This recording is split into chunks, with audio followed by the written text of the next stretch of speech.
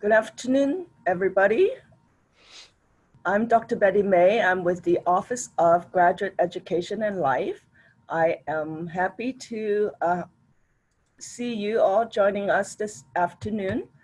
This will be the last professional development workshop that OGO is putting out for the summer because we're getting ready for the fall.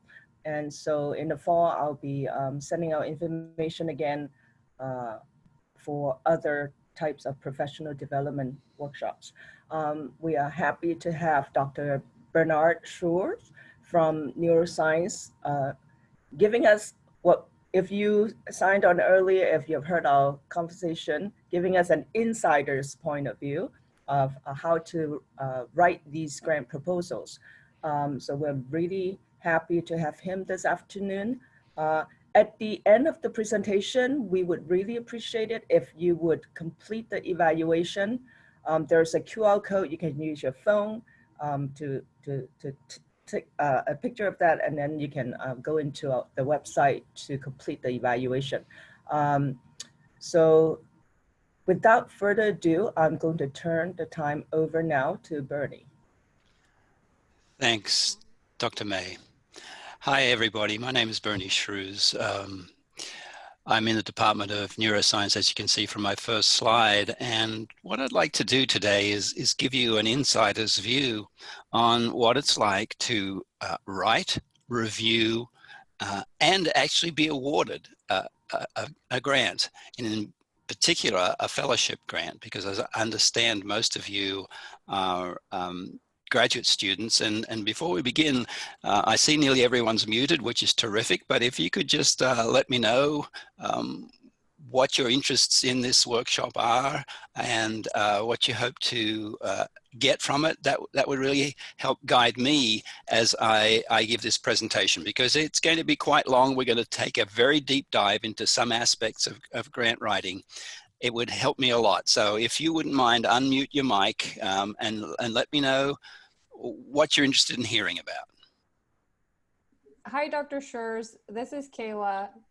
I actually took the Yes, grant you did. class. I recognize your name. Hey, Kayla, how you doing? Good. How are you? So I took the grant writing class, but from my understanding, the formatting has definitely changed. Yes. And I haven't done my proposal yet. I'm actually. Oh no! What are you doing sitting there? Yeah. So I'm in medical school. Okay. Okay. So I'm gonna do my proposal when I come back. Okay. My PhD portion, but of course, I'm willing to hear whatever tips you have. All right. Good to see you, Kayla. Welcome. Anyone else out there want to tell me what they're interested in? Annika. Hi, I'm Annika. I'm actually a chemical engineering student, but Okay. I do research with the Cancer Research Institute. Perfect. And so I'm looking at a career in academia. So obviously it's going to involve getting grants to fund a research program. And I have no experience with it whatsoever. Okay. Okay. So you're a newbie. Yeah. I know it's a big part of the job. So I need to know what to expect. Yeah. Now, when I'm talking to you all folks, I apologize. My camera is right here and my slides are here and you are all on my second screen over here. So if I'm not making eye contact, it's not your fault. It's where the camera is. Okay. No problem. Thank you. Thanks, Annika. Who else?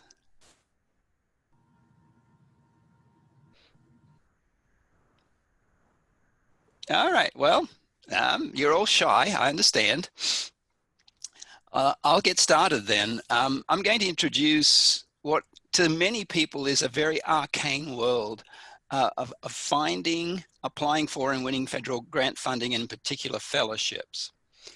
I'm going to talk mostly about the two big gorillas on the block when it comes to funding, and that's the National Institutes of Health and the National Science Foundation, and how their fellowships are formed, how they're reviewed, and what goes on behind the scenes.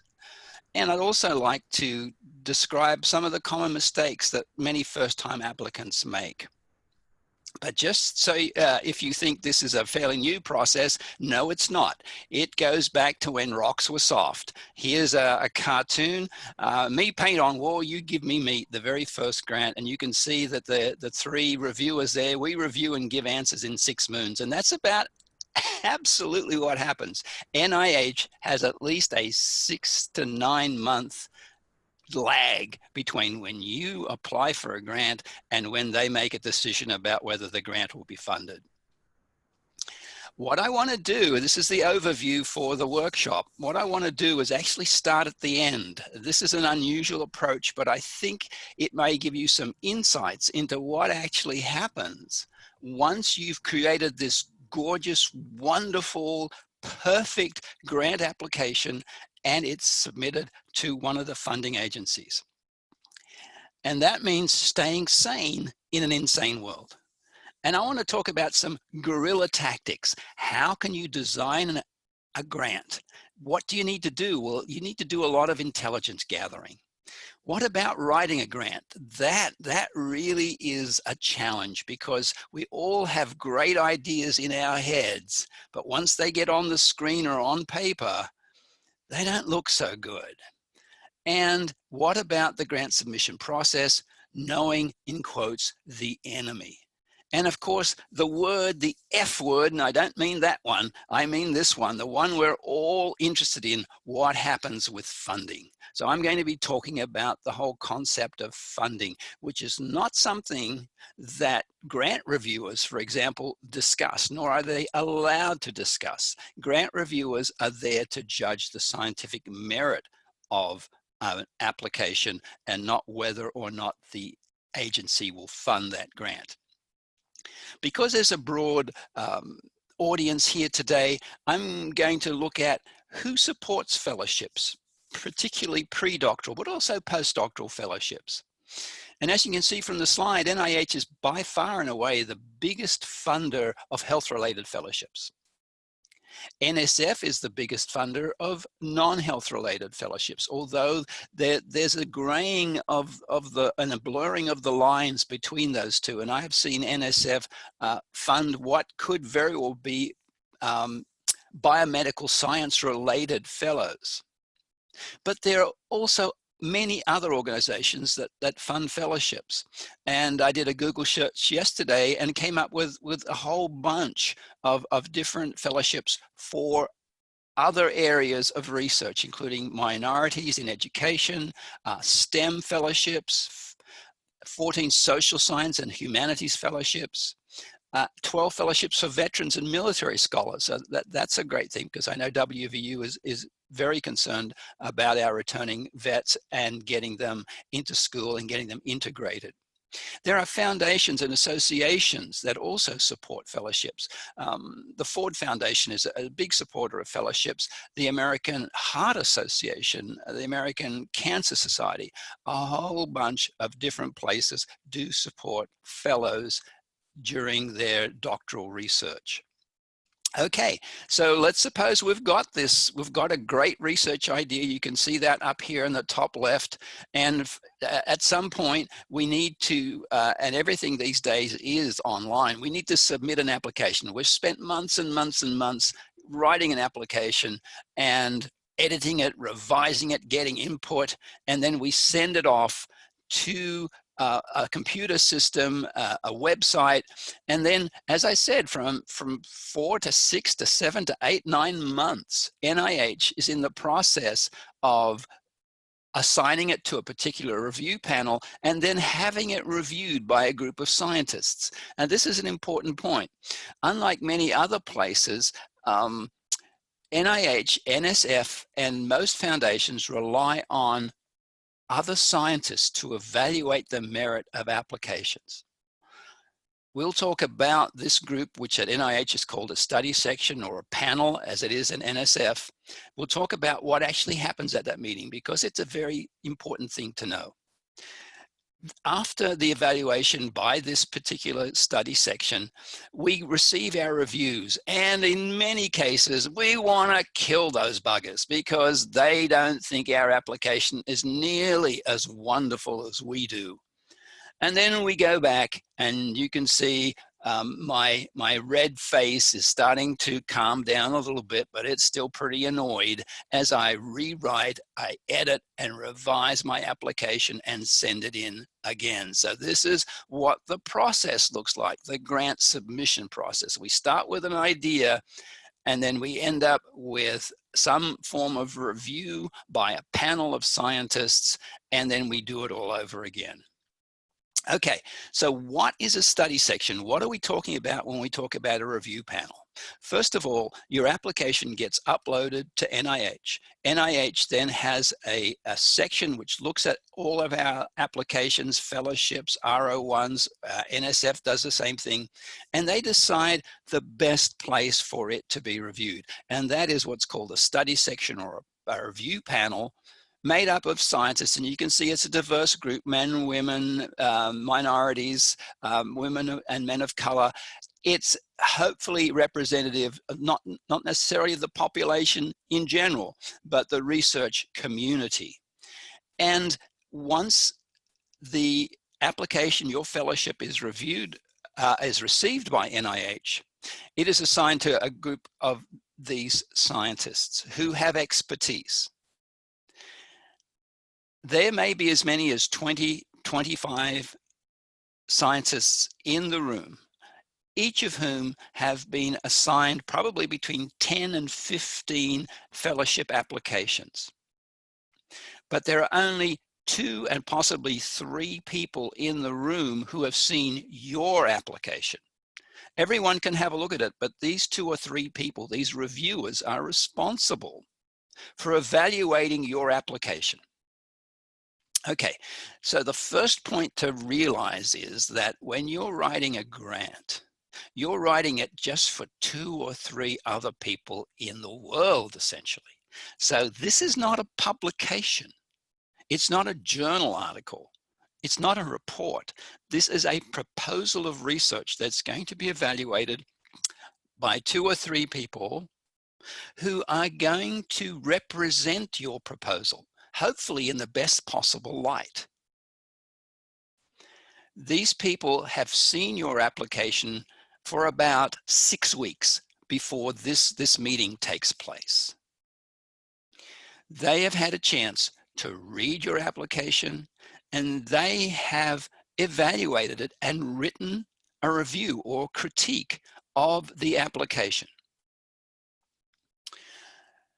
They don't know who the other people in the room are who have reviewed your application. This is very, very much a one-on-one arrangement. And it's also an arrangement where it's as fair as possible. So 3 people have read your application. They have independently written evaluations of your application and submitted it to the NIH web portal. 24 hours before they meet, these days it would be virtual, before COVID it would be in person, 24 hours before they meet each other in this room, virtual room or a hotel in either Bethesda or Washington, DC, they can see each other's reviews. So 24 hours before the meeting, they get to look at what the other 2 reviewers thought of your application, which gives them an opportunity to think about the pros and cons of your application relative to what the other 2 people thought of your application. And they may very well, in their minds at least, start to have different opinions. But let's suppose that the reviews are fairly comparable. And so these 3 people who have your application now come to this room, either in a Zoom meeting or in person, and the chairperson starts the meeting and asks the first reviewer what they thought of your application. This reviewer is responsible for representing your application to everyone else in this room. And let's suppose it's this person right here. And she is asked for an initial impression, which is what we call a a preliminary impact score. I'll go into the details in a minute. And because it's NIH and because it's the government, there's always a right way and a wrong way and the government way. In this case, the government way is to assign a numeric value to the overall impact. And that numeric value goes from 1 to 9, where 1 is the very, very best it can possibly be, and 9 is probably one of the worst that this person has seen in a long time. And she says, my initial impression of this application, without describing it at all, my initial impression of this application is that it is a 2, which is a really great score, because remember, 1 is the very best. So she says, I think this is a really good application. I'm going to give it a score of 2. The woman next to her says, well, I am says this is the primary reviewer, and the secondary reviewer says, yeah, I thought it was good, but not nearly as good as my colleague here, and I'm going to give it a 4. So that's sort of more towards the middle. And the gentleman who's the third reviewer says, I thought there were some issues with it. I'm going to give it a 6. So now we have a range from 2, which is a great score, to 6, which is worse than 50%. And what happens next is this particular reviewer tells the rest of the room about your application, tells them about you, tells them about the science, tells them about the institution, tells them about your mentor. And the chairperson says, you've got maybe 5 or 10 minutes. Did you hear me? 5 or 10 minutes. That's all she has to represent your application. The second reviewer is only required to add or rebut anything that reviewer 1 has said. So she gets maybe a minute or 2, and reviewer 3 will say, because he's the one that's given you the worst score, will say, well, there are some problems with this application. And they discuss this, and other people in the room are invited to discuss it, because the other people, you can see all the computers here, these other people have access to your application. They may not have read it because they have their own 10 or 15 applications to read and evaluate, plus they have a life. And then we start a discussion in this room about your application. And eventually, the chairperson will say, okay, we have had enough discussion to make some sort of final decision. And the chairperson, let's just suppose it's a he, says to our reviewer 1, what's your final score? And she'll say, I've listened to the discussion and I can see where there are some weaknesses, so I'm going to change my score from a 2 to a 3. So she's stepping down 1 in her estimation. Reviewer 2 says, yeah, I think that's pretty good. I agree with you. I'll go from a 4 to a 3. And then the third reviewer, who is not convinced that this is as good an application as everyone else thinks, says, I'll go from a 6 to a 5. So now we have scores from 3 to 5. And that constitutes the range where people are to vote. They've talked about your application, but everybody in the room gets a vote, and it's a secret ballot. And they all put in a number between 3 and 5, unless they feel there's something that makes it better or worse than these people have said. This then is the final impact score. It's averaged, and that's the number. The evaluation that you receive 6 months after you've submitted your application. A month later, you will get the edited written comments from these 3 people. It used to be called a pink sheet when it was still in paper, but you will get an email saying your reviews are available. That's essentially what happens in a study section. Because of COVID, and even before COVID, a lot of this now was done virtually.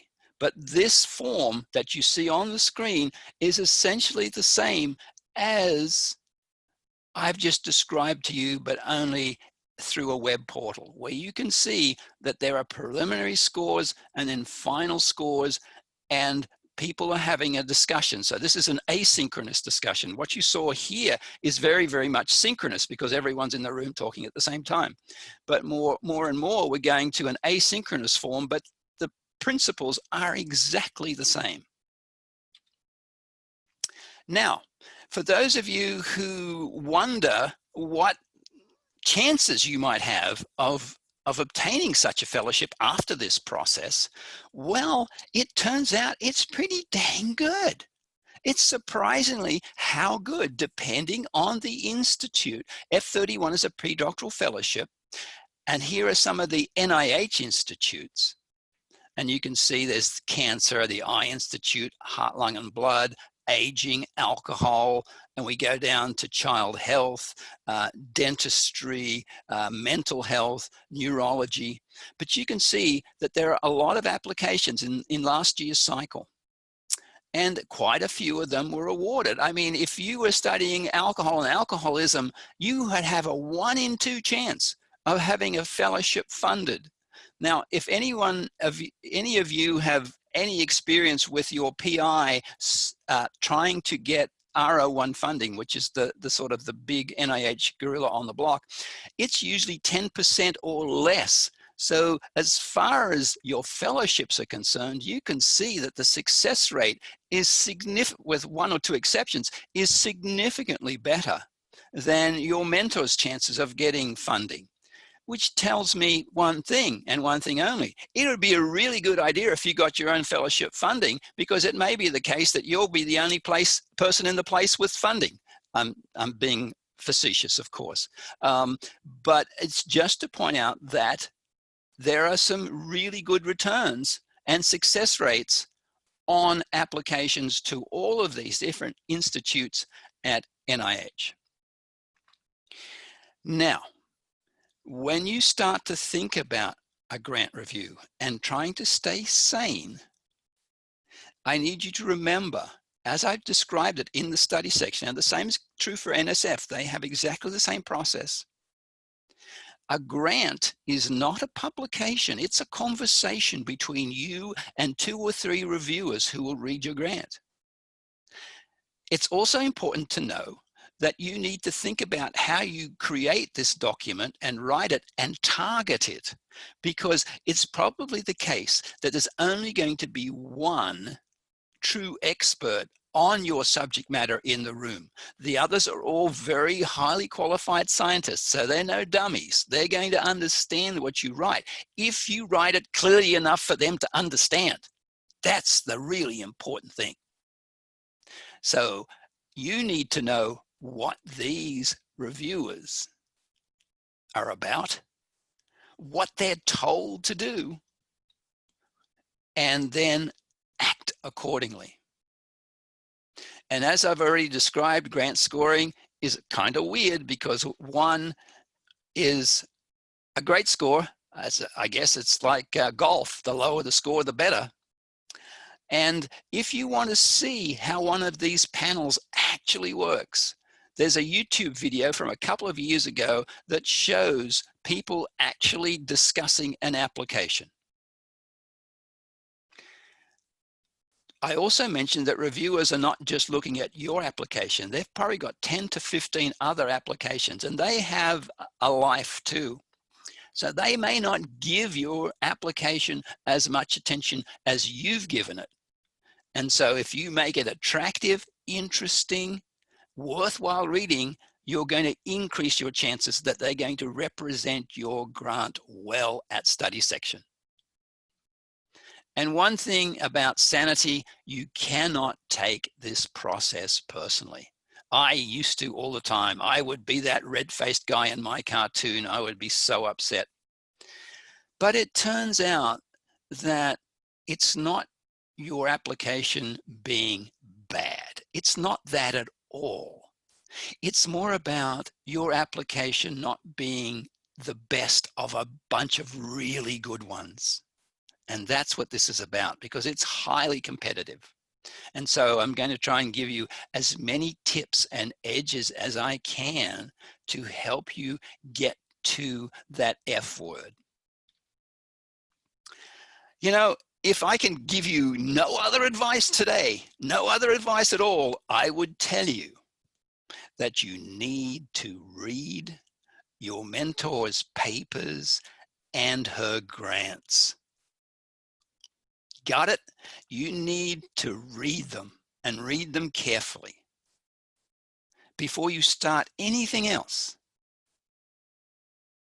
I'm serious, because this is going to give you some really crucial insights into the background, context, the logic, their thought processes, and writing style. Now, that doesn't mean you have to write like them. That doesn't mean you have to copy what they write.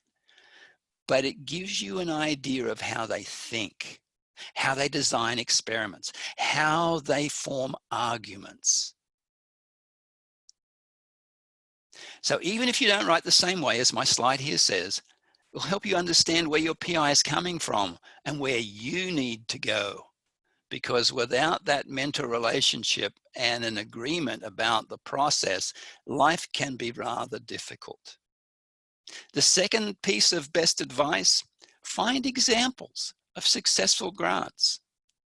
Talk to other people in your program, especially senior students, particularly those who have been successful at obtaining a fellowship. Ask them if you can see their application. In many cases, people will be willing to do that. In some cases, no. You can also find online examples of successful grant applications. Unfortunately, when you do this, they're usually several years out of date, so the format may be different, but at least you can get some sense of what a successful application looks like. Okay, we're going to shift to designing and writing a grant, and I have a little animation here or cartoon just to give you a sense of what this process might be like. We start with the idea, and here you can see this wonderful, comfortable chair on a garden swing. The sun is shining behind the chair. It looks very comfortable. It'll swing nicely. The weather's great. But then we come to actually having to design this application, and things are getting a little wonky. In fact, they look like they may not work. And not only that, we have to actually write this thing. And you can see now that we're in a bit of trouble. But if we go through this process successfully, we at least may end up with a serviceable application, even though it's not as fancy as the one we had imagined in our own heads, in our own minds. That was an ideal application. This one will swing. Okay, so when you're designing a grant application, you need to be informed. As I say here, forewarned is forearmed. And what I mean by that is you need to get the application instructions, and don't just download them to your laptop. Actually read the dang things, because everything you need to know about how to apply for a fellowship is in the instructions. That's the first thing. Second thing is, not only do you need to read your instructions, you need to find out what reviewers are told to do, and we'll talk about that in a moment. And find out what the agency is actually funded. You may have a fantastic idea, but if it isn't in the wheelhouse of the agency that you are applying for, there's no point in applying at all. You have to know what they're interested in supporting. And obviously, you need to find a mentor. It may be more than one. Someone inside a sales, someone outside the area. Now, this person you need to respect, and they need to respect you. They need to be responsive.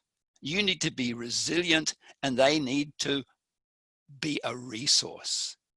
And you don't want someone that says, oh, it's wonderful, it's fine. You need someone who is going to give you some tough love in trying to shape your application into the very, very best that they feel capable of doing. All right, be informed. you need to know about the instructions. And here is a PDF of the most recent instructions for fellowships at NIH. It's probably about 40 or 50 pages long. It's detailed. It's got everything you need to know.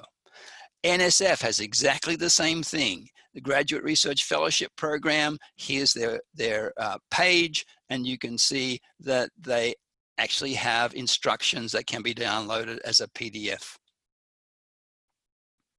Not only do you need to know the instructions, and the instructions for the major funders, NSF and NIH, are very, very detailed and are very, very clear because they're the government. So they have to make things transparent. Foundations, on the other hand, may only require a simple letter of interest or a one-paragraph application. So things can be very different depending on where you're applying, but I'm talking about the major government-based funders. And because they're government-based and there's a need for transparency, not only do they provide you instructions, but they provide reviewer instructions. Now, let me ask you, it's a rhetorical question.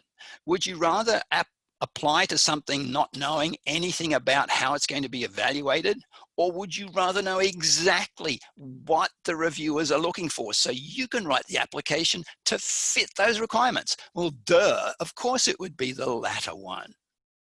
And that's what you can find at NIH and NSF. You can find on their websites review criteria.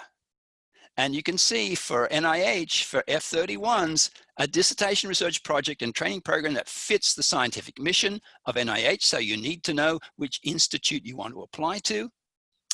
They're looking for training, so it has to be a training application. There's certainly a lot of science in an F31 fellowship or an NSF graduate fellowship, but it's also about training. So you need to talk about training that enhances your understanding of the sciences, in this case, NIH, health-related sciences, and extends the potential for productive, independent research career. The proposed training should provide the applicant with experience conducting research, and that's the biggest part of these applications. 6 pages of information about the research you want to conduct. They are interested in knowing whether you know anything about research design and methods and analyses. They would like you to go to meetings and interact with other members of the scientific community. And you need to be able to show that the training and value of the fellowship experience for individuals' goals for a career as an independent researcher, because that's what NIH is interested in supporting you to become an independent researcher. NSF, very, very similar.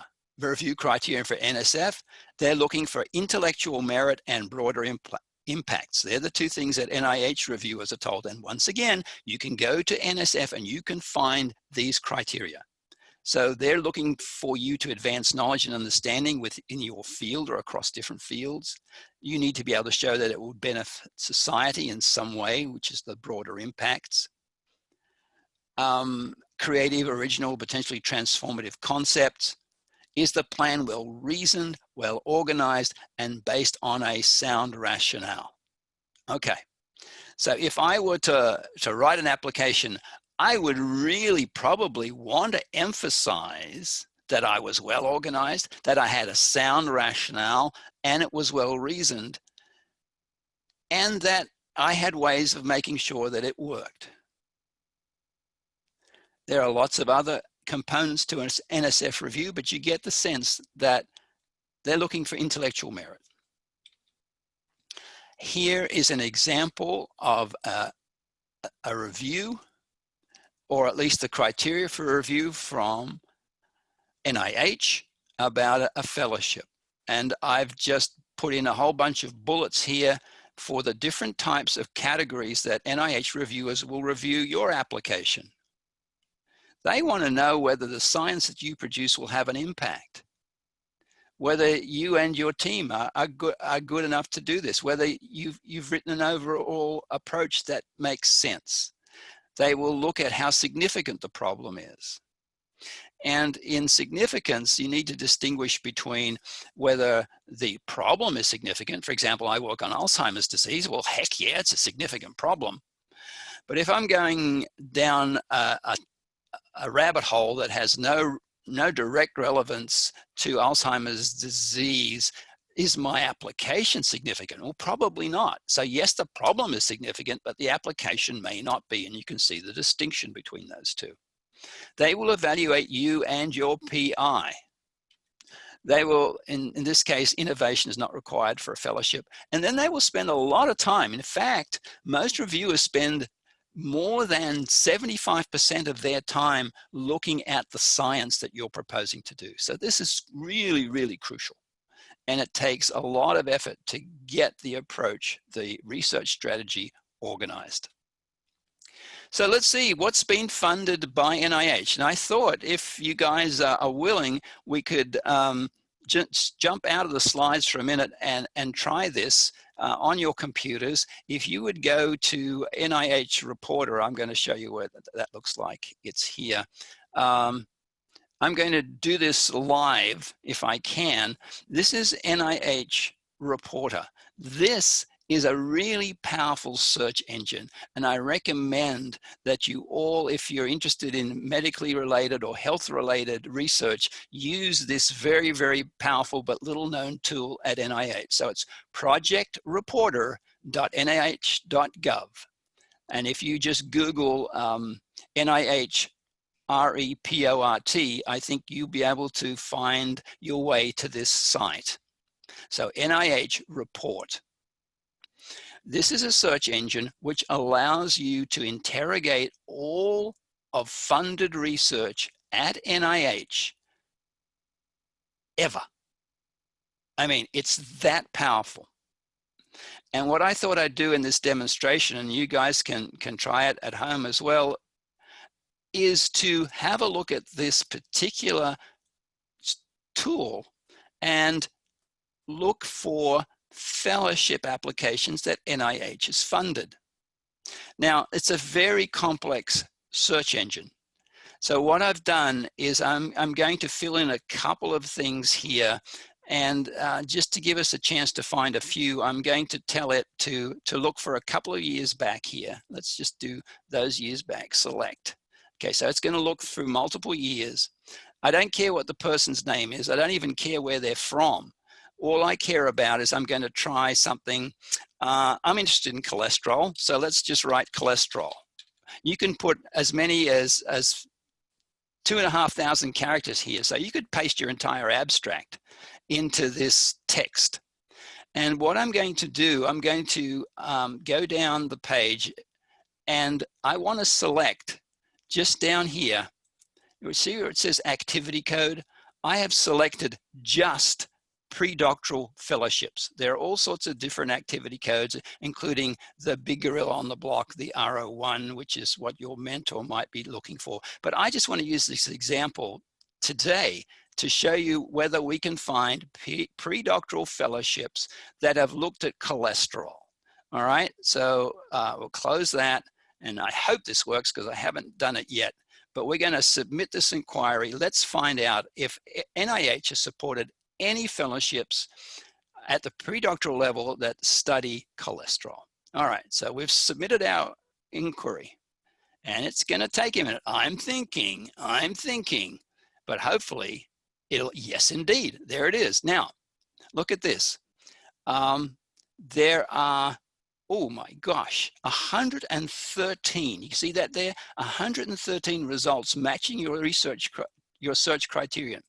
And notice that in the left column, we've got F31. So these are all pre-doctoral fellowships that have been awarded looking at something to do with cholesterol.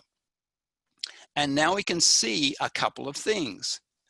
We've got places from all over the country. So the organization, Columbia, UT Southwest, Chapel Hill, Emory, Princeton, Georgia, and so forth, Dartmouth, Johns Hopkins, lots of different places. Now I want you to look at this very carefully. We're just going to go to the very top now. notice a couple of things. You have all sorts of links here. You have the person who's been funded, and you even have the amount that they've been funded. So these folks are all getting over, well, $23,000 per year to do research. And if you were to click on this, you would actually get the entire abstract of their research proposal. This is pretty dang good. You can find out now what research this person has proposed to do, not even publish yet necessarily. So this is a great way for you to interrogate the field from the point of view of not just the existing literature, but the literature to come. It's important to note that this abstract is available to anybody in the world because it's funded, and NIH is a government agency. As I said before, there has to be transparency. So if you were to write an application and you had some trade secrets or intellectual property you didn't want to reveal, be very careful about how you write this abstract. You can see that it has two pieces. It has a summary and a public health relevance. And because it's NIH and public health is an important component, you will see that if you were to apply for an NIH grant, you would not only have to provide an abstract, but also a narrative about the health relevance. I think that's a pretty cool search engine. Anyway, so let's get back to our slides. And we just did that, and I'll go back to slides now. And this is the search engine we used. And here are some results that I pulled up a couple of days ago. You can see, again, all the F-31s, all the different titles, where they're from. And here we have people from Penn State up the road. We have people from Maryland east of us, UPenn, Rutgers, Northwestern, all sorts of places. And as I said, there's the abstract from a Penn State application. NSF does exactly the same thing. I didn't look for fellowships in this particular case, so we're not going to go live to do this, but just so you know, NSF has exactly the same type of search engine. And you can pull up all sorts of different awards and go to their abstracts, just like we did with NSF. So there we have it. We can actually find out what NIH and NSF and probably other foundations as well has actually supported. The mentor, as I've said before, I'm just going to stop for a minute here. There we go.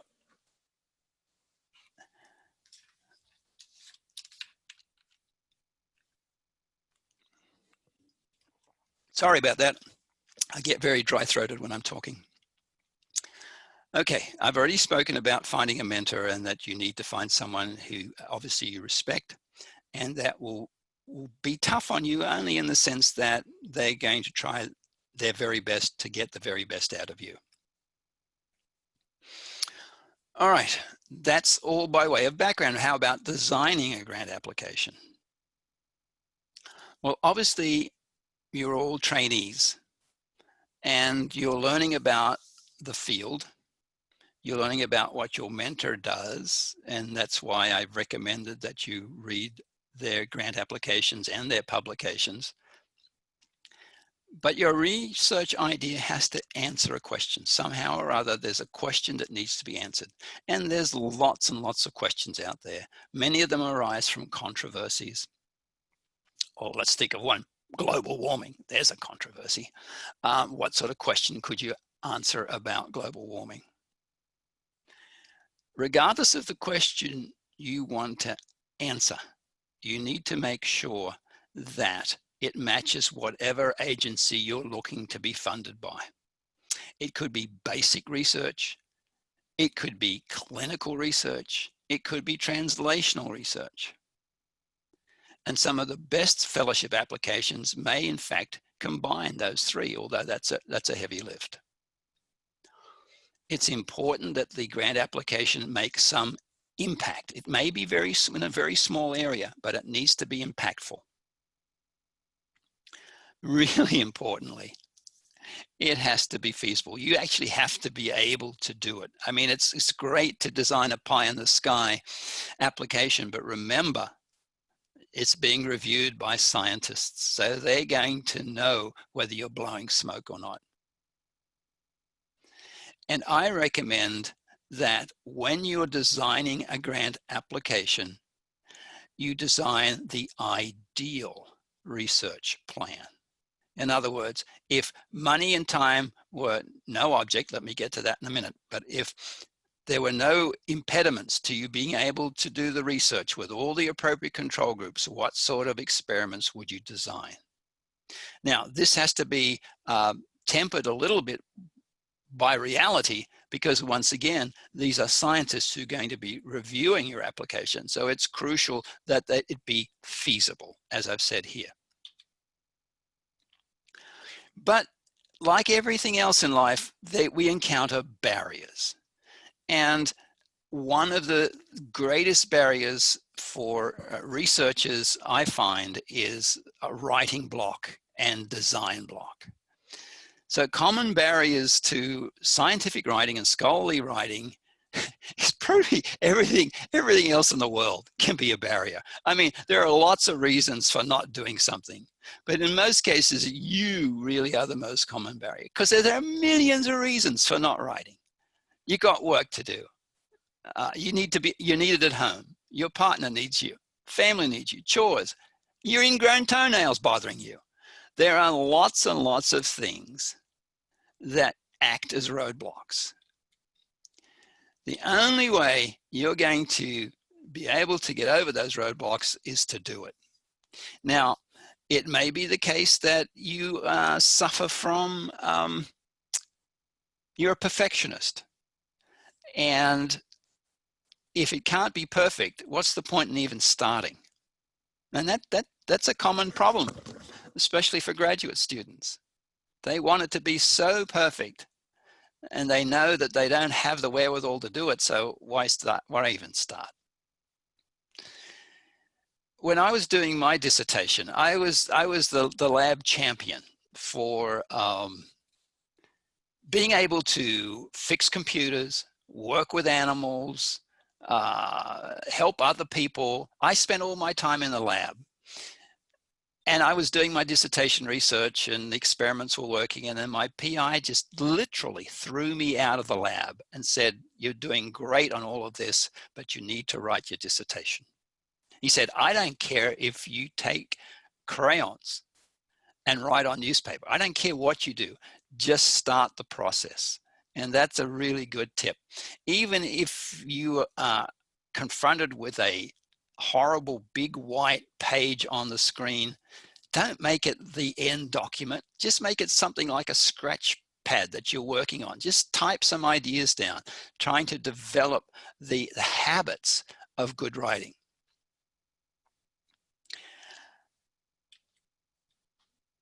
How do you motivate yourself to write? Well, duh, as a graduate student, you want to get out of here, don't you? Well, although there are some professional students, most of you want to get out and get on with your life. And one way of motivating yourself is to help people, patients, and society, and also to get on with your life. You may want to try and fill a gap in the field you're interested in. Thinking about these things helps you formulate ideas and questions. There are lots and lots of questions. Your lab is asking questions all the time because there are so many gaps in what we know. There's a certain pleasure in creating and contributing knowledge. When you discover something that no one else knew existed or could be possible, that's, at least that drives me. I find great pleasure in discovering things. And the flip side of that, of course, is the pressures we all feel. Our income for academics depends on our research and scholarship, our teaching and our service. Tenure and promotion and even being hired often requires some sort of research or scholarship. So if we're in this field, there's a certain tension, there's a certain pressure that we feel that drives us to accomplish what we think of as our life's work.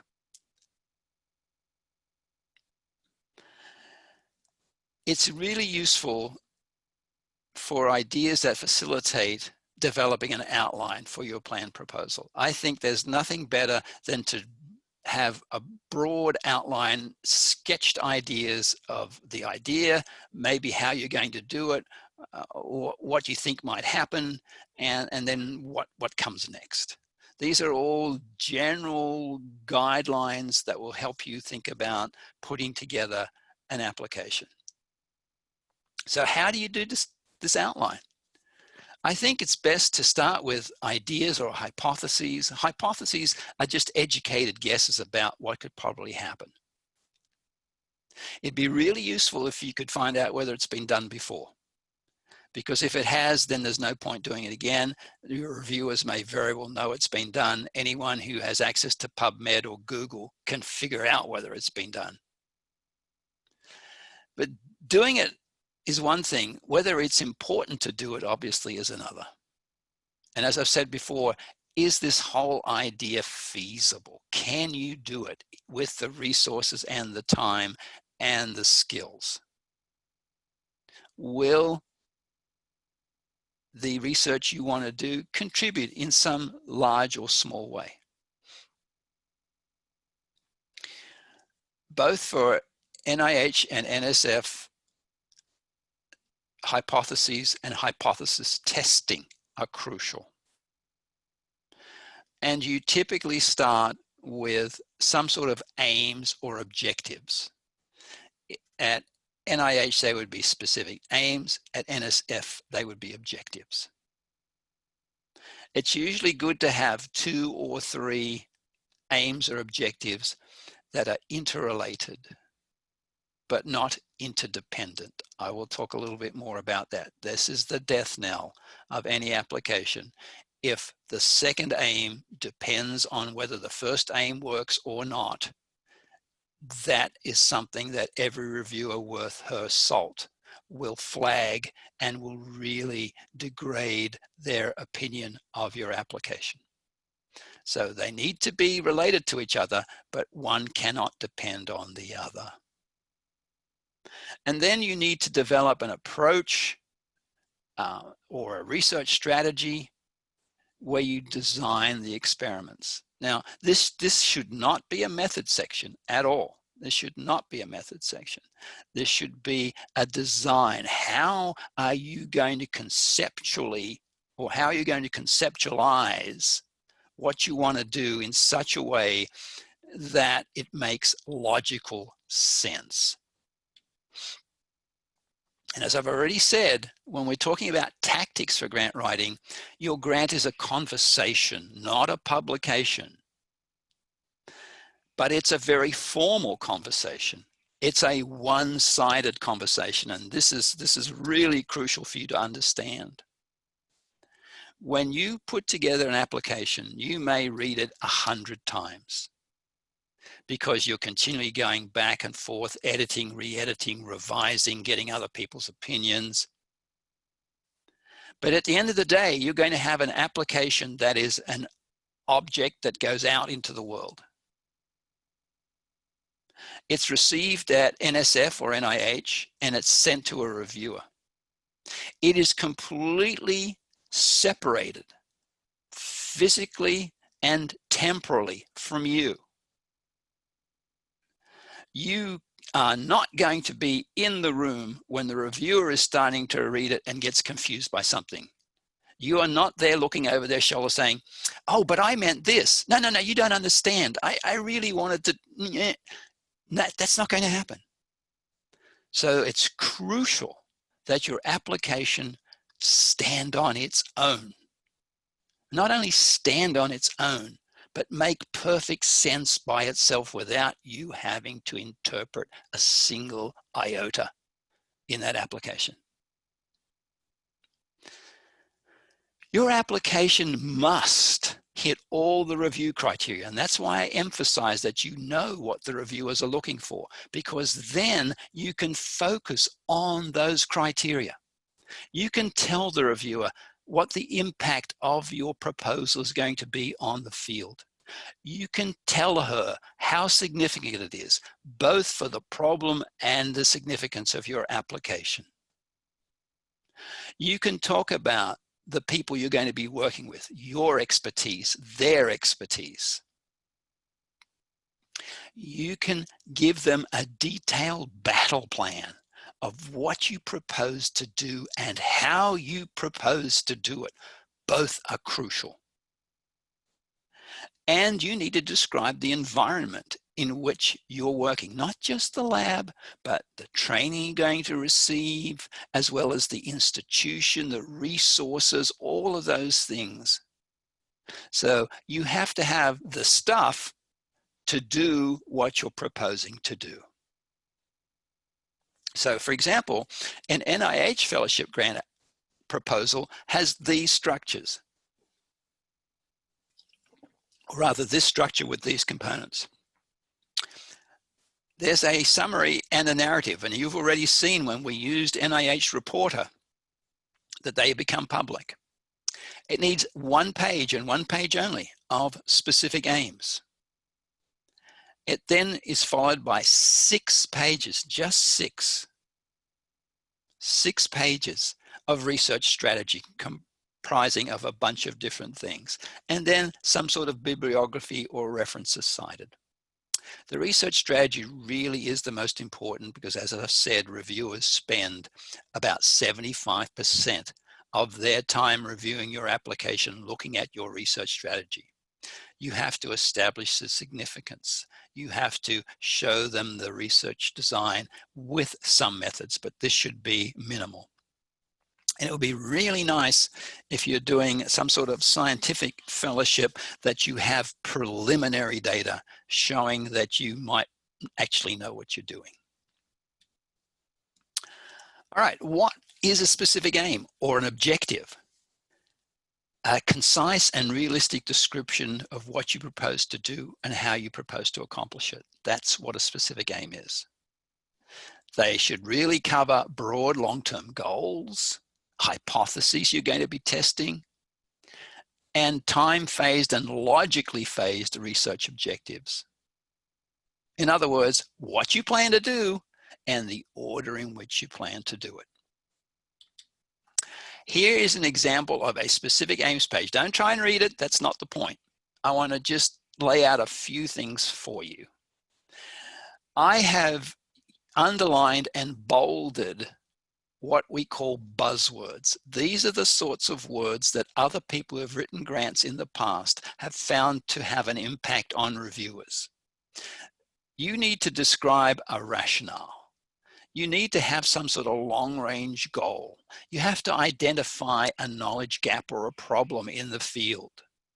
You have to have certain objectives and a hypothesis.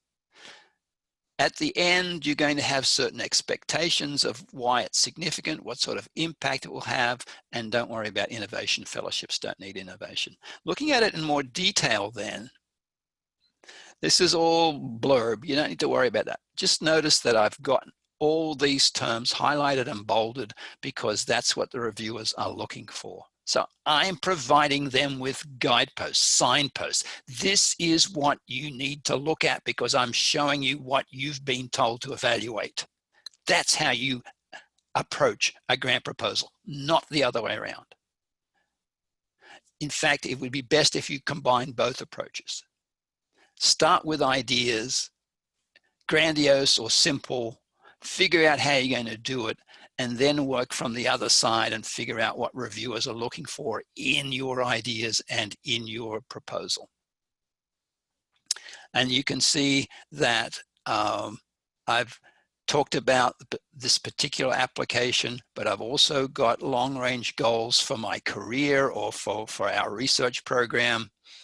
Entertaining a central hypothesis or an idea about what's going on. And then I'm going to talk about each of these, and in this case I have 2 specific aims. We talk about experiments that were already done in the lab that the fellow has done. So these would be preliminary studies. We have working hypotheses, which are more specific than the general hypothesis.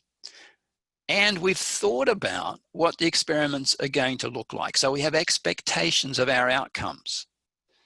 And we know that if these expectations are met, our work is going to be significant. It is going to have an impact. So the research strategy then, after the specific aims, comprises two major components.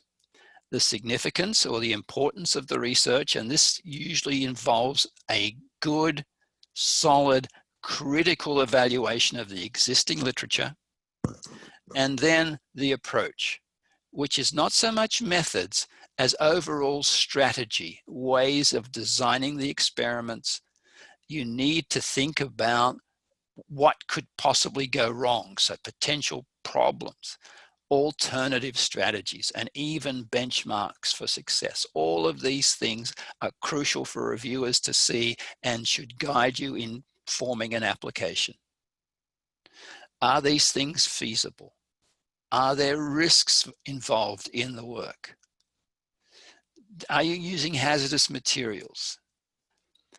Are you taking courses that would support research training? Do you have preliminary data? Let's have a look at an example. Here's a research strategy. It's laid out, a couple of things are important. I use bolding, and you probably should do too. I've bolded specific aims. It's usually a sentence to do something, to determine, to characterize, to establish, to do something. I have a brief introductory paragraph looking at the literature. I generate a hypothesis that's a guess of what's going to happen. I have an approach. This is just a 35,000-foot view of what I'm going to do. This is how I'm going to attack this particular problem to test this hypothesis. Here's my rationale. And again, I'm looking at literature and what's just gone on before. And now I talk about the actual research design. So you can see it's very formulaic. It's almost a template. And then you repeat this for the second specific aim. And then you start to design individual experiments, talking about the design of the experiment. In my case, how many animals we're using, what we're using them for. Here's a different approach. I still have an aim, but now I just have a general paragraph and I introduce my preliminary data. Preliminary data are crucial to applications. It's not necessary that you have them, but you have a much more competitive application for NIH or NSF if you have some preliminary data, because they establish your ability to use some of the techniques and the equipment in the lab, and that in your hands now, you can do the experiment. And those preliminary data should have figures, and because all applications are electronic, you can use all sorts of color, and I advise you use color figures if you're going to have preliminary data. Even if you have charts, color the charts, because this is essentially intellectual eye candy. And it's appealing, it's clear, and it conveys a lot of information. And here's some preliminary data for an application we had funded many years ago. And there's some color. You see I have a nice figure caption that describes a lot of methods. Most applications, most fellowships have very strict guidelines about formatting, and I should talk about that a little bit. In this case, they have stipulations about the margins, the size of the font, the type of font you use, and those are very, very strictly enforced. In fact, applications have been rejected if they haven't met the requirements or the guidelines of the program announcement. And that's why I said at the very, very beginning, and I showed you the covers of both the NIH and NSF grant application forms, these are the instructions. You need to read them, not just once, not twice, but 3 times. Underline and highlight all the crucial pieces of information. And one of those turns out to be formatting. Believe it or not, it has to adhere to a certain format. And part of the reason for that is because they want a relatively level playing field.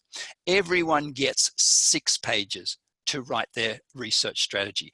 Everyone gets 1 page to state their specific aims, no more. You can certainly do less, but you can't do any more. And you can't create interesting ways of getting around those limitations because they'll ding you for that. They'll even reject your application. So it's important to read the instructions for many, many reasons, including the stipulations about how you should actually physically formulate and put together your application.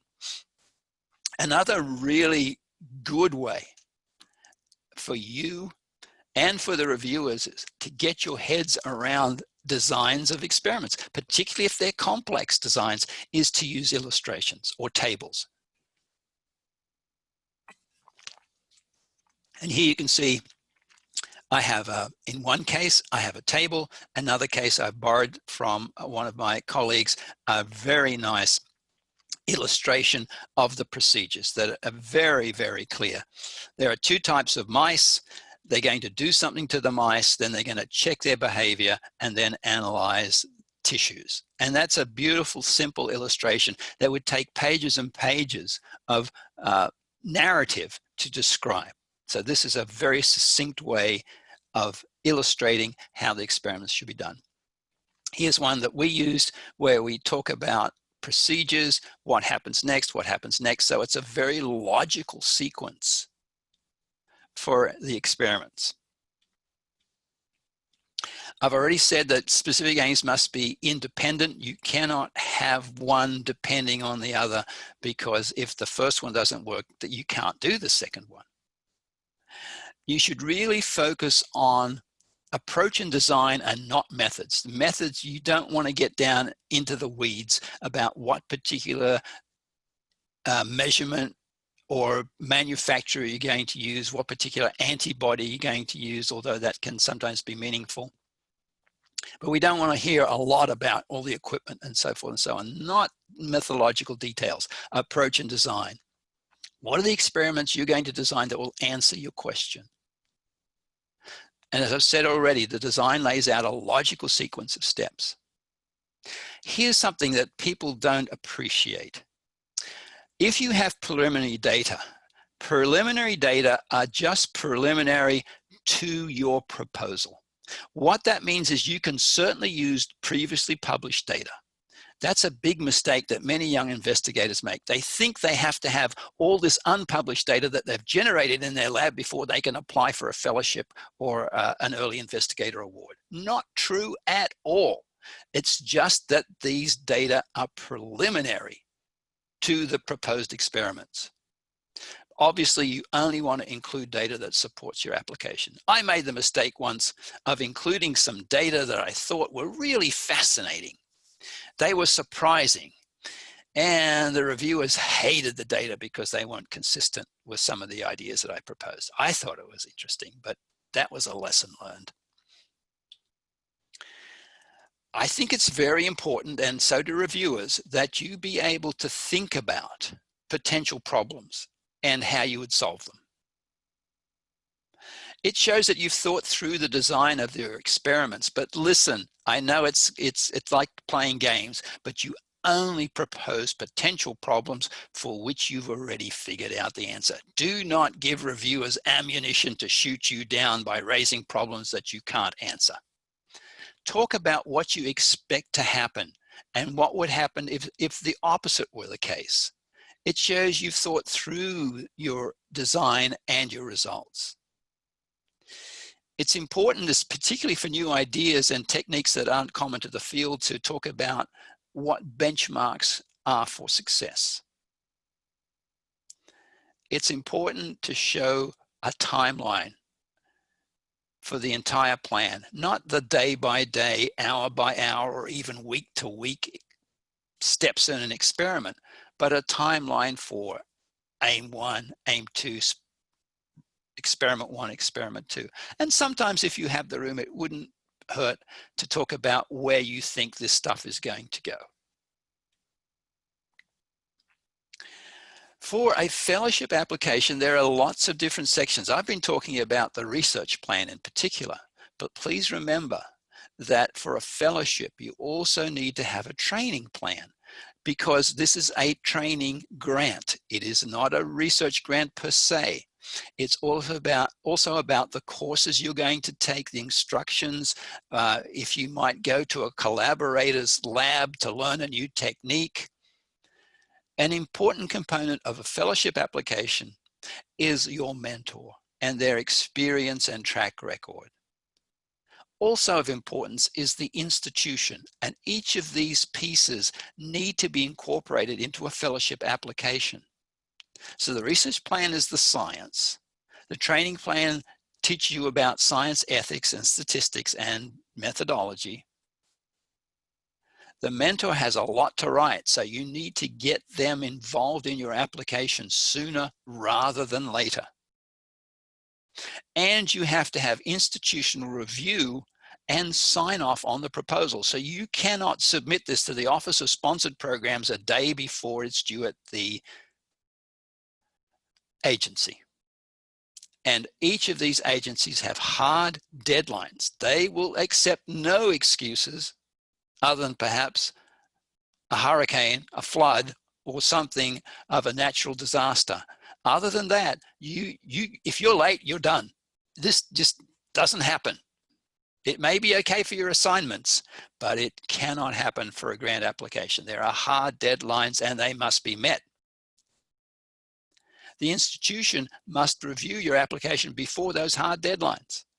And the Office of Sponsored Programs here at WVU requires about 10 days of lead time.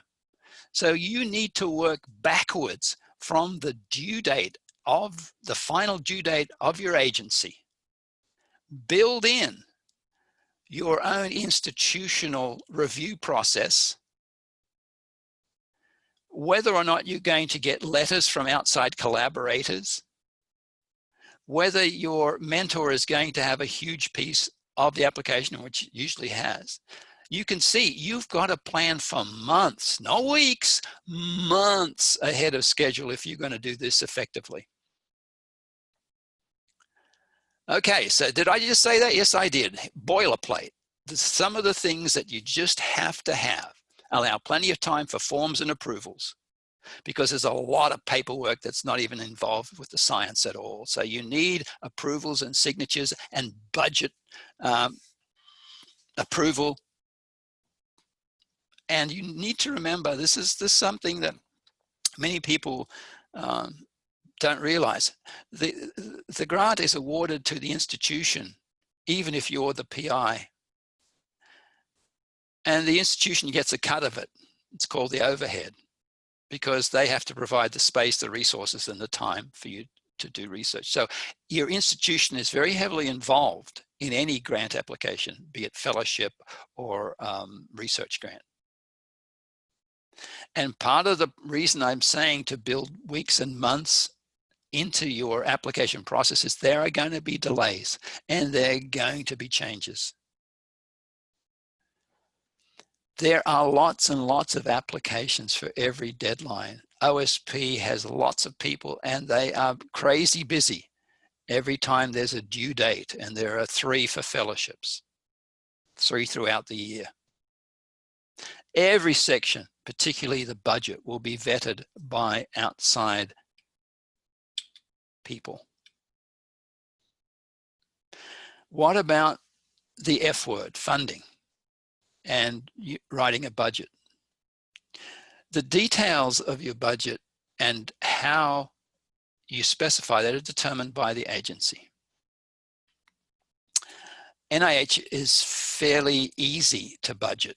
The Department of Defense counts every single dime, so you really have to be on your toes when you're budgeting for the Department of Defense. NIH has a modular format, so you can usually spend it as long as you are productive. That's the important piece, because every agency requires progress reports. And unless you're doing what you say you're doing, you could be in deep doo-doo. Interestingly, NSF expects the institution to pay the PI. They provide a lot of support around the salary, but I think they actually award support for a fellowship. So you can ignore that for now. As I said, the DoD makes you count for every penny. Sorry about that.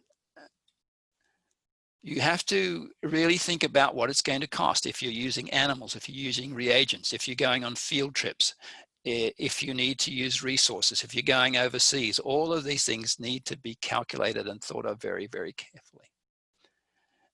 Some of the costs, particularly in research applications, are for salaries. And in some cases, you may actually include the cost of new equipment that you need to use for your experiments.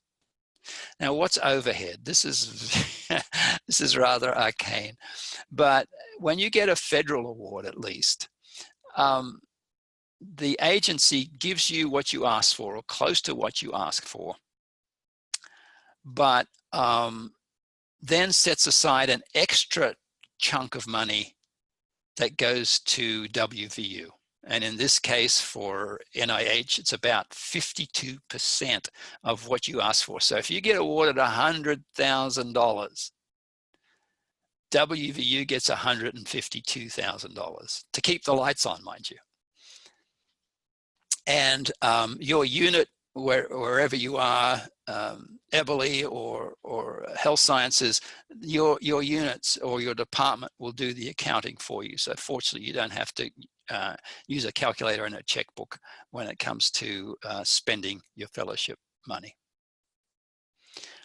Where do you submit to? This is a really important, a very, very important decision to make, because you need to decide what agency, if you're doing science, if you're doing population, if you're doing the effects of coal wastewater, mine wastewater on a salamander or a newt, you'd probably be going to NSF.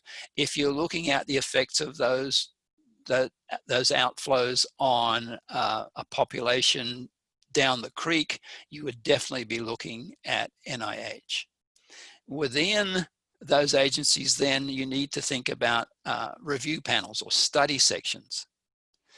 For fellowships, they have a limited number of different study sections, but NIH publishes the names of all the reviewers. So you can get a really good idea of who's going to be on a study section, and you may want to tailor your application accordingly if it's pertinent to the review and research interests of a member of the panel. There's a virtual cover letter that you can provide where you can tell them where you think it should go. About 90% of applications don't hit. In fact, 10% of research applications get funded. But I've shown you that fellowship applications are much, much more lucrative, or at least easier, put that in quotes, easier to get than research funding. But you need to think about, if you get positive comments from a review panel and that your score is outside what the institution will fund, you have an opportunity to think about and resubmit that application depending on the agency. NIH will allow a submission that addresses the reviewer critiques. NSF, you actually have to wait a year before you resubmit, and it requires a substantial rewrite. So you can make decisions about which agency would be more appropriate. Your decision has to be based on what the critiques are. If they say your grades are terrible, I don't know what to do about that. But if they say there's a flaw in your experimental design, you can fix that. So you need to make decisions based on the critiques. You really need to address all of those critiques politely. You can't say they're a sack of owls. You just can't. Now, what about if you actually get an award? How do agencies fund those awards? It depends on the agency. Some of them just take the score you get, and I'm talking about the the impact score that you got from the study section, they may very well say, okay, you got an impact score of 20, you know, which is almost as good as you're going to get. Other agencies may very well figure out, even if you got a perfect score, if your application doesn't fit what they're interested in, they may not fund it. It's really important to know that West Virginia is an EPSCoR idea state. The federal government realized that most of the grant funding was going to the coasts. The East and the West Coast get by far and away the largest pot of money. So legislators got together and said, hey, what about the people in the middle? What about West Virginia? What about the Carolinas? What about the Dakotas? What about Mississippi? And they put a chunk of money together to help fund grants from idea states. In fact, we just got an R01 application that was funded in part because I convinced the program officers at NIH that we were an idea state and that we should get some of that money. And they agreed, which was very, very gratifying. And as I've said, NIH is by far and away the biggest funder of health-related research, NSF of non-health but scientific research. And there are lots of other agencies as well, the CDC, the DOD, USDA, and as organizations, particularly the AHA. I teach a grant writing course every summer to second-year graduate students. And in the past, we've had a lot of success with students getting funding from the American Heart Association. I've already talked about the Ford Foundation, Bill and Melinda Gates. There are all sorts of organizations that fund research. I promised that I'd talk about some of the mistakes that people sometimes make in writing first-time applications, particularly fellowship applications. And I've hammered on this, but I'm going to make the point again that it's a real mistake not to give reviewers what they want. And the only way you can give reviewers what they want is to learn what they are required to evaluate. Hence, go and find what the instructions for reviewers are, and then give it to them. A common mistake is what's called being overly ambitious. And I say here, you can't answer all the world's questions at once. And in many cases, applicants want to impress reviewers, but they make the mistake of trying to impress them too hard by saying, we're going to do all of these experiments in the space of 2 years. And because these are scientists who have done their own research, they know that that's not possible. And that's why I've advocated for you to think about the logic and the timing of your experiments so that they fit comfortably in the allocated space and time that you have available. Sometimes people don't think about the logical flow of their experiments. What happens if this works and this doesn't? What does that mean for the rest of the aim? So you need to think about the consequences of each of these results. Steven Pinker, who's an excellent writer, has written a book and talks about the curse of knowledge. It's sense of style. The curse of knowledge he describes as you knowing everything there is to know about your application because you've written it.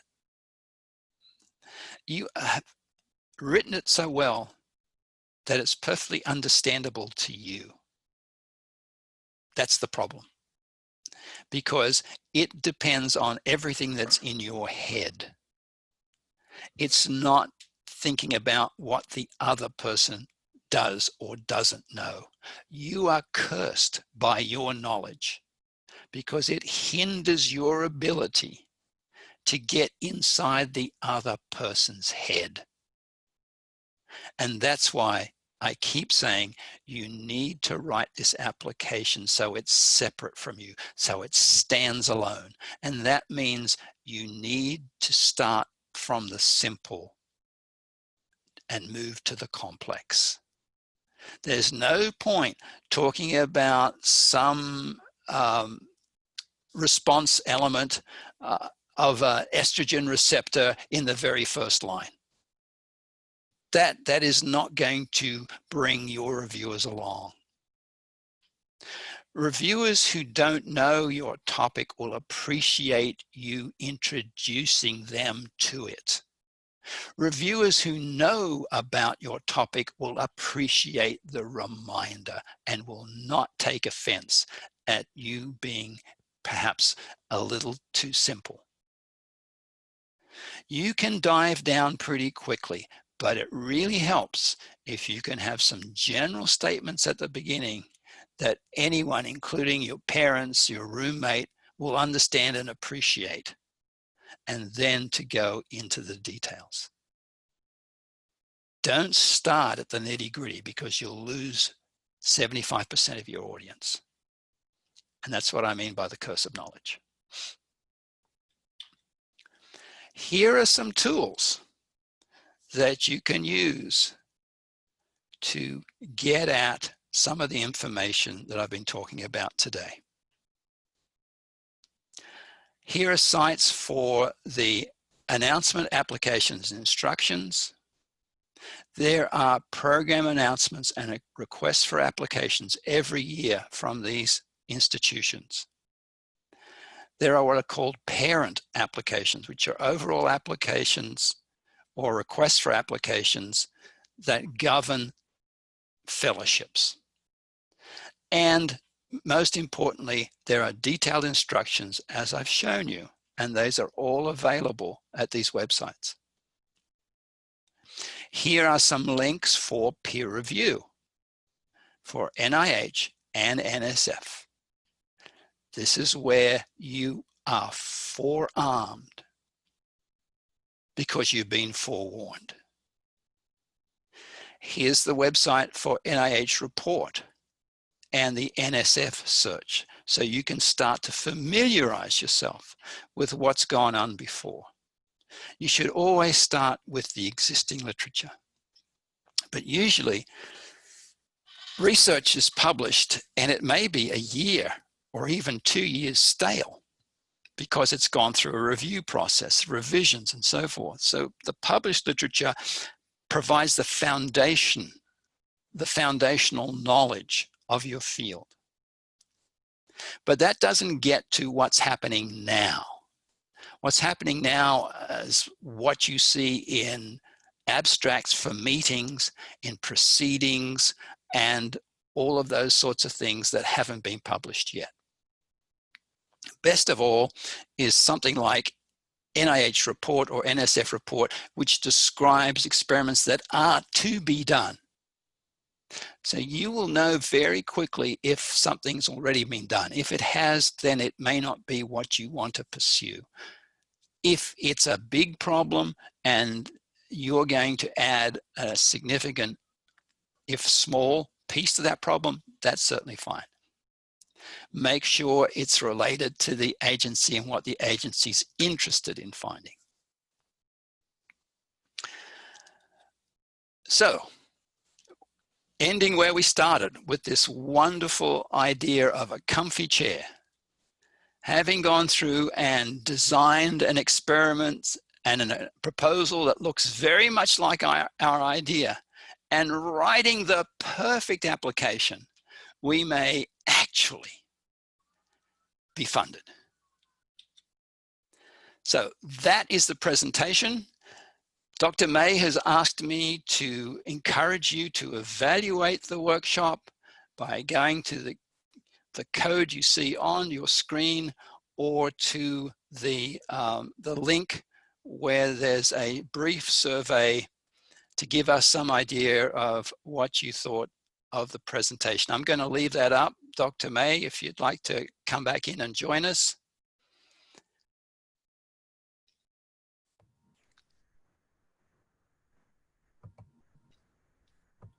I can see you. Yeah, all right, I'm back. Yes. So students, if you don't mind completing that evaluation right now, it will take you less than 2-3 minutes to do that. Let me see if I could put that link in the chat. And if we have time for questions, that'd be great. Yes, definitely, definitely. If you want to unmute yourself or just turn on your video if you like. If not, it's fine too. And we have time for questions. And I have just put that link in the chat area. So if you want to click that, okay, or just scan that QR code. We have plenty of time for questions. If you have questions, you can turn on your video or unmute yourself or type in your question in the chat. I have a quick question. Hi, Kayla. Hi. So when you put in preliminary data that's published, do you need to contact the journal and get permission to put that into like an F30 before you submit it? Say that again. I was had trouble hearing you. Oh, so when you use preliminary data that's already published, do you need to get permission from the journal before you put that in your grant? It's a good question. No, it's not a publication. I don't know that you do, but it should be published data from your lab, not from somebody else's. Okay. Yeah, that's actually a good point. When I say previously published data, I mean data that you or your lab or a collaborator has published, not just anybody's. No, that would be a little tricky, but good question. Bernie, do you see that question in chat? I'll read it to you. I believe I missed this, but what is an app score idea state? Does this significantly change the writing process? It didn't significantly change the writing process at all. It changed the funding process. See, there's a distinction there. We wrote a grant proposal that got a score, a very good score, but was not fundable. We resubmitted it. We essentially got the same score. I contacted program at NIH because when you submit an application, you're assigned a program officer. And that program officer, I don't know if she was familiar with the whole idea of an idea state and the special funding allocation that comes from the National Institutes of General Medicine and Sciences, NIGMS. They are the ones that adjudicate whether they will support an application that's meritorious, but may not have made the pay line. And those funds are allocated once a year, even though NIH reviews 3 times a year. We were very fortunate in that. And depending on the score that you get, it might be worth, if it's close, that's essentially what they're talking about. If you get a score of 50, please don't bother. But if you get a score of 20 or 30 or something close, you can ask your program official whether they would consider funding the application as part of the IDEA state program. And I don't remember what the acronym actually stands for. Betty, you may, I don't. But it's up to, actually NIH has to request that for you. But in my case, I actually prompted our program official to think about that. And she did, and NIGMS agreed to fund that. And I don't know if that would be true for fellowships, but it's very, very possible. Does that answer the question? Let's see. Yes. Oliver says yes. Okay, good.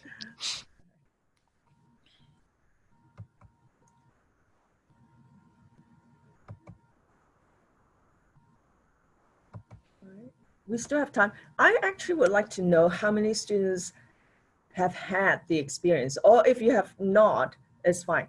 The experience of writing a grant proposal, how many of you have had that experience? If you want to just do a thumbs up or put in the chat. Okay, I see one hand. Okay, so most of you are not experienced then. Okay, good. Okay, all right. I see a comment in the chat, yeah, okay. Yeah, I can see that, sure. Yeah, I hope, Oliver, I answered that question about the writing process. It really doesn't. It's the funding process, and I think we got that straight. And how many of you students are planning to submit something, good question. maybe Yeah. in the coming year? Okay.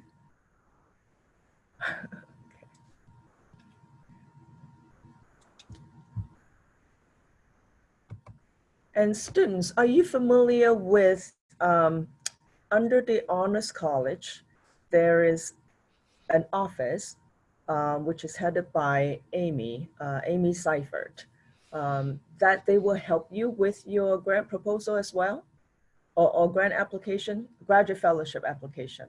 Are you familiar with that under Honors?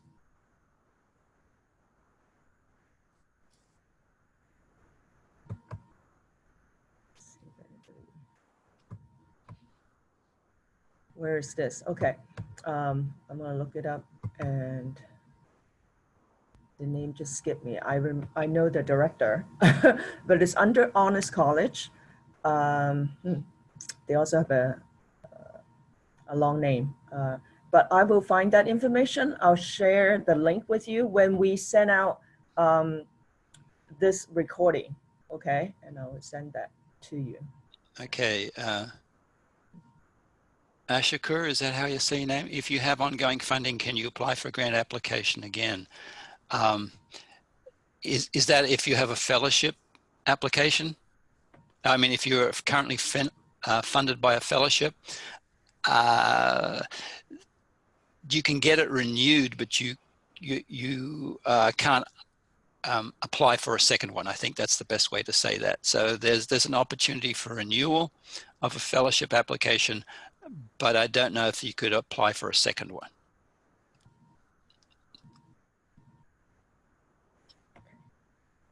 It's the Aspire office. I just looked them up. Okay. Type it here. I'm going to type it in the chat.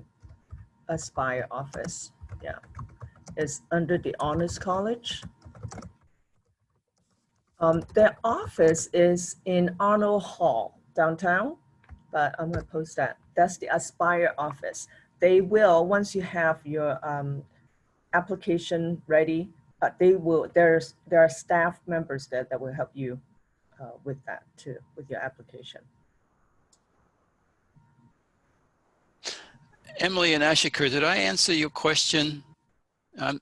Since you both have the same question.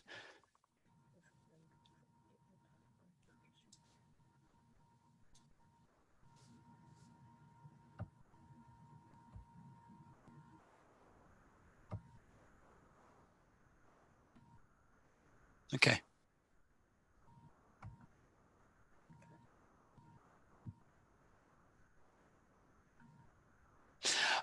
Your fellowship is through WVU, so that's an internal fellowship. Yeah, after that, yes, there's a prescription for double dipping, essentially. They will ask you for what's called a JIT, or just-in-time document, which includes other support. Whenever you receive any sort of funding from a federal agency, one of the conditions is that you don't get twice the money for the same thing. And the way they determine that is by asking you to tell them where you're currently being funded from and for how long that is, and how much overlap there is between what you're currently doing and what you'll be funded to do. The other thing they require is the percentage effort that you're expending on a particular application. For example, I have I have 3 different awards currently, 3 different mechanisms, but the total effort does not exceed 100% when it's summed across those 3 different awards, and that there's no intellectual or scientific overlap between those awards.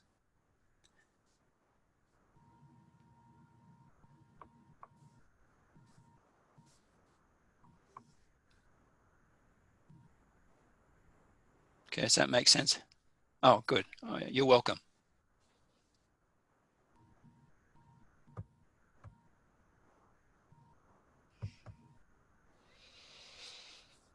Other questions?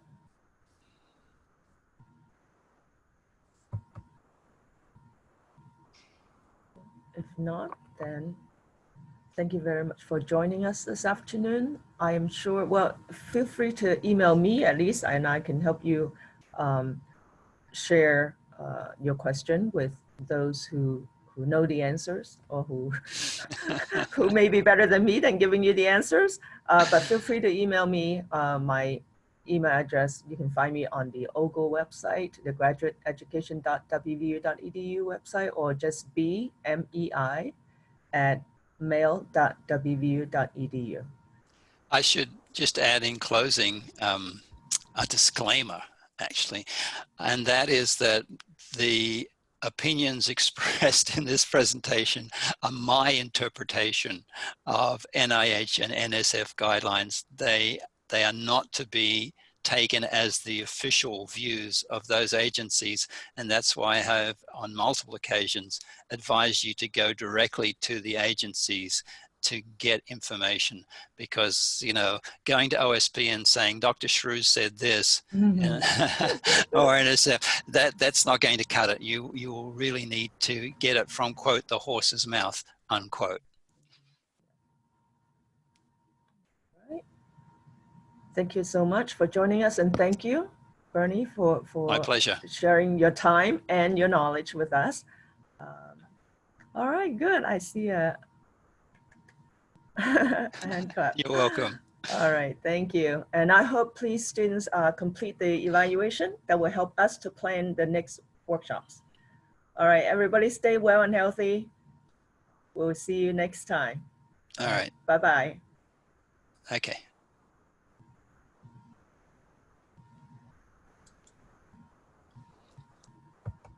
All right, Betty, I think that was good. I